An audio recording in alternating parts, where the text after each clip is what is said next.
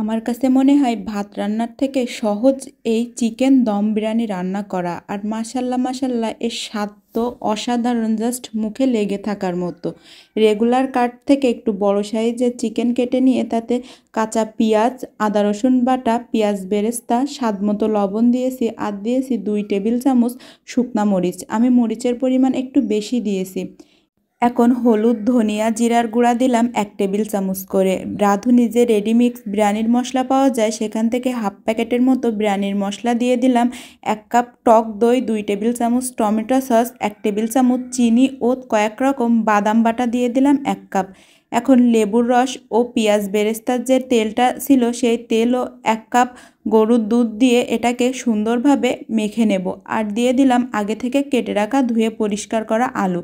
বিরিয়ানিতে তো আলু অবশ্যই দিতে হবে। এবার খুব সুন্দর করে মেখে 10 মিনিট রেস্টে রেখে চুলায় দিয়ে এটাকে খুব সুন্দর করে কষিয়ে রান্না করে নেব। একদমই যখন তেল ছেড়ে দিবে মাংস থেকে তখনই বুঝে নেবেন এটা একদমই রেডি। আর কালারটা জাস্ট এ পর্যায়ে অসাধারণ আসে। আমার মাংস রান্না একদমই রেডি হয়ে গিয়েছে। এখন এটা চুলা থেকে নামিয়ে নেব। এখন বিরিয়ানি রান্নার জন্য চালটা রেডি করে নেব।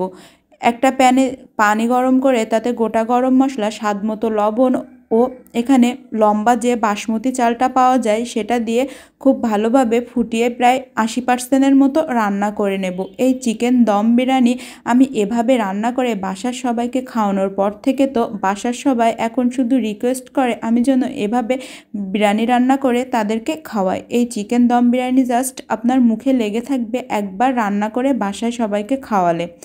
এখন নিচে অনেকটা পরিমাণ ভাত দিয়ে মাঝে মাংস, পেঁয়াজ বেরেস্তা, বাদাম, কিশমিশ আর উপরে আবারও ভাতের লেয়ার দিয়ে দেব। মাংসটা কিন্তু আমি মাঝে দিয়েছি, উপরেও ভাত দিয়েছি, নিচেও কিছুটা ভাত দিয়েছি। এখন উপর থেকে দিয়ে দিলাম রাঁধুনির যে বিরিয়ানির মশলাটা ছিল ওই মশলাটা, কাজু, কিশমিশ, বাদাম আর পেঁয়াজ বেরেস্তা। আমি প্রতিটা লেয়ারে কাজু, কিশমিশ, পেঁয়াজ বেরেস্তা দিয়েছি যাতে এটা মুখে পড়লে এই বিরিয়ানির টেস্ট দ্বিগুণ বেড়ে যায়। 3-4টা কাঁচামরিচ, 2 টেবিল চামচ করে কেওড়া জল ও গোলাপ জল, 1 কাপ দিয়ে দেব গরুর দুধ।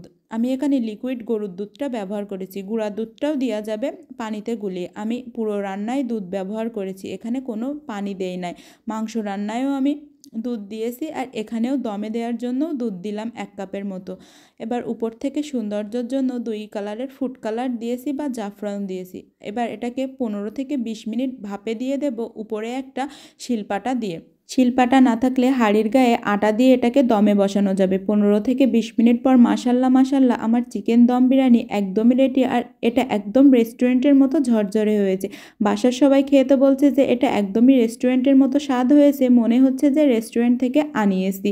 এভাবে বাসায় একবার সহজভাবে তৈরি করে পরিবারের সবাইকে আপনিও কিন্তু খুশি করে দিতে পারেন। রেসিপি ভালো লাগলে পেজ ও ইউটিউব চ্যানেলটি ফলো দিয়ে রাখবেন।